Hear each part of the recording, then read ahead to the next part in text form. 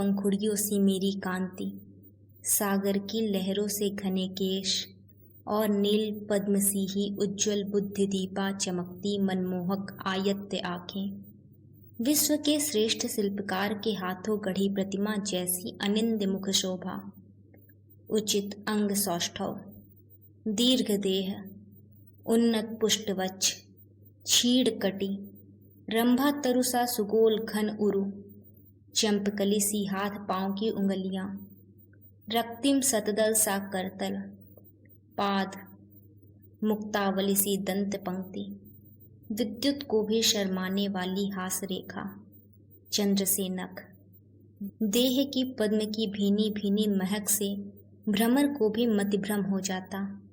मेरे केसों के कुटिल सौंदर्य में पवन भी बंधकर थिर हो जाता। कवियों ने यतिमति हरण करने वाला बताया मेरे सौंदर्य को। शुभ्र वसना, शुभ्र मुकुट मंडिता, मैं श्वेत कमल धारण किए जब विकच नीलोत्पल सी यज्ञ वेदी पर आविर्भूत हुई, पूर्ण यौवन भार से मेरा अंग अंग झलमला रहा था।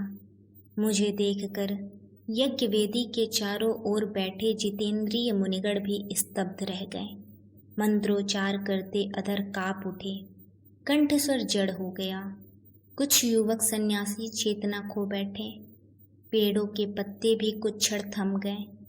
अग्निशिखा निर्वाक निष्कंप हो गई, शायद महाकाल उस क्षण स्थिर हो गया था। अपने रूप का वर्णन मैं नहीं कर रही, लोगों ने कहा था। पिता की राजसभा के कवि कह रहे थे, श्यामा, इसके रूप का वर्णन जितना ही करो बहुत कुछ बाकी रह जाता है। जीवन भर काव्य लिखने पर भी इस अनुपम सौंदर्य के लायक उपमा नहीं मिलेगी। अतः कृष्णा स्वयं ही अपनी उपमा है।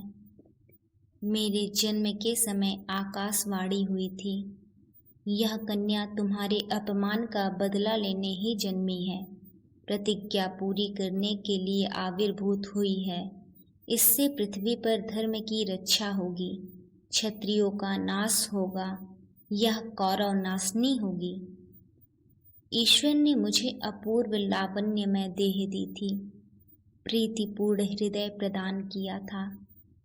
इन सुंदर नैनों को खोल जब मैं इस मोहक सृष्टि को देख रही थी, मुझे यज्ञ करने वाले ऋषि मुनियों की वाणी सुनाई पड़ी। मेरा जन्म पिता के औरस से नहीं हुआ, प्रतिज्ञा पूरी करने के लिए रचे यज्ञ की